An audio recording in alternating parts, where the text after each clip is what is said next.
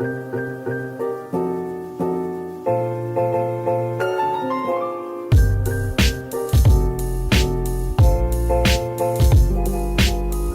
guys, so I just wrapped up my first semester of grade 11 and it was interesting. I was coming off a really successful 10th grade year and the change from grade 10 to grade 11 was a lot more intense. So I've put together some tips to hopefully help you going into your next semester and getting the best results that you want. And hopefully while doing that you can avoid some of the mistakes that I made this semester.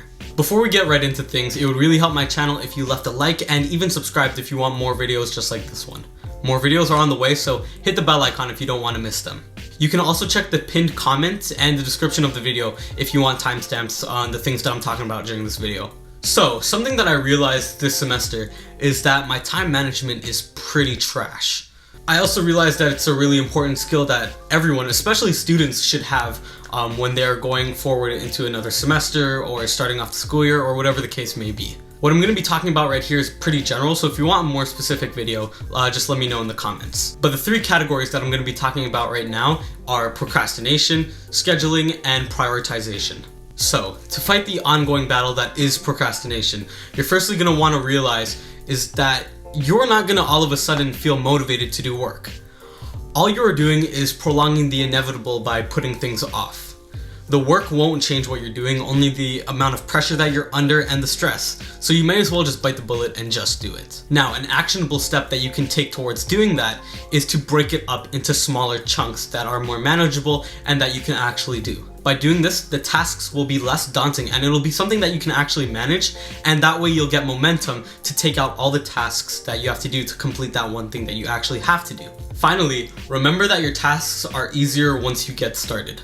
Have a clean workspace, and always have things that you need ready. Make it easy to actually get started by having a clean workspace, having everything that you need at the ready and at your fingertips, the Pomodoro technique, which I'll talk about in a little bit, and scheduling. So a really useful tip that I learned this semester, just like I was saying before, is scheduling. And to actually schedule everything in your life to get it organized and so that you actually know what you're doing. First, you're going to want to use a calendar app to actually map out everything that you have to do so that way you have a clear plan of what you're going to be doing that day. Now, it doesn't have to be too specific, you just want to know where you're actually spending your time and then where you want to actually put your time. Next, set aside time every day to do your boring tasks. This way, your brain will become familiar with the fact that at this time, this is the work that you do, and you'll just be more focused when you do it if you are consistent with it. Think about when you're most focused and what your schedule actually allows for it, and then comes the most difficult step: to actually follow it. I know this may be common sense, but like most things, it's easier said than done. You have to have the discipline to actually stick to what you put out on your calendar. It's almost like a promise to stick to what you said you were going to do. And by doing that, you're going to feel a lot more accomplished and you're going to feel good about yourself about actually getting those things done and following that plan. You don't need to overthink things either. Just realize that at this associated time, this is the work that you're going to do, and that's just what you're going to do. Prioritization is a really useful tool for understanding everything that you need to do and actually plan everything to execute on it. A lot of people say to get your hard work first and out of the way when you're most focused, but for me, I actually find that doing a really small, easy task first will get some momentum going for you, so that way you can just jump right into the hard work that you have to do, and that way you're already on a roll with knocking things off your to-do lists, so this will just be something else that you knock off. You'll still be focused and you'll still be able to concentrate on what you're doing, but now you'll just have the momentum and the motivation to actually do it. Now, like I said before, you're obviously going to want to stay focused while completing your tasks. Your focus is like a fuel tank. Get things moving with the small, little, and easy tasks, but then use all of your fuel on those hard, difficult tasks that you need to do. You'll actually find that you'll have a lot more energy left over once you're done those tasks, since everything will be easier in your head and you'll have enough to get through the rest of all of your tasks. And even if not, you can always take 5 minutes to stretch, walk around, take a break, but you obviously don't want to turn it into an hour-long break of just scrolling on Instagram, because then you're just wasting time. So try to do something to get your body moving, to disconnect from the work that you're actually doing. Just try to keep it short, because it actually does not take that long to refuel. The next tip that I have, and a mistake that I made a lot, was neglecting practice and completing homework. Practicing what you learn is actually really important for wanting to retain what you learned in class, and I know that homework can take up a lot of time, so here are some tips to make homework not such a pain in the ass. First off, you're gonna wanna complete it the day of. The last thing that you wanna do is have your homework pile up, as that'll just cause more stress and confusion, and it'll be way harder to actually get it done. Secondly, try not to leave it for the night, because at that point you're already gonna be mentally drained from the entire day and you're not gonna be as focused. Now I know that some people work better in the nights, and that's completely fine for them. You just need to know within yourself when the best time that you work. For me, I know that I work best in the morning, so I try to do everything as early as possible. If you also get it done earlier in the afternoon, you won't have to worry and think about it and have it linger in the back of your head about knowing that you have to get it done. If getting taught something in school is like gluing two pieces of wood, then doing your homework is like nailing it together and really securing it in your head. Finally, don't be afraid to ask for help. Don't waste your time on questions that you know you don't understand. Try and look up tools online to help you complete it. And even if you can't find anything online, go in school the next day and actually ask your teacher for help. They're gonna love that you are taking the initiative and actually going up to them, and it shows that you're actually putting in the effort. So if you don't understand something, don't waste your time on it. But in that same manner, don't waste your time doing 100 problems that you already understand. There's no point in repeating something that you've already understood. Just move on from it. You already understand it, so don't waste your time. So the next way to help you complete your homework is by actually using the Pomodoro technique. Remember how I said that tasks are a lot easier once you get started? Well, the Pomodoro technique helps you exactly do that. It's basically 25 minutes on of just focused work with a 5-minute break in between.